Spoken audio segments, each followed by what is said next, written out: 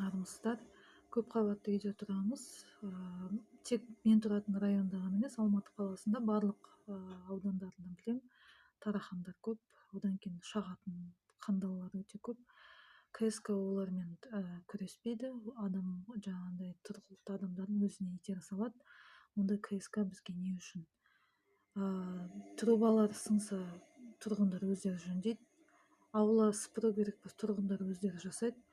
Қоқыс шығару болса, әртүрлі өзіміз бірдеме қыламыз. Бізге онда КСК не үшін керек?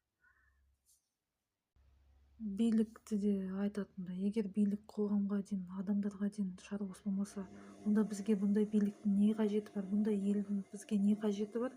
Егер бәріміз қарапайым халық өз жол істесе, өзі мектеп салса, өзі құдық қазса, өзі газ жүргізсе, бәріміз өзіміз істесек, бізге не керек онда бұндай үкіметтің?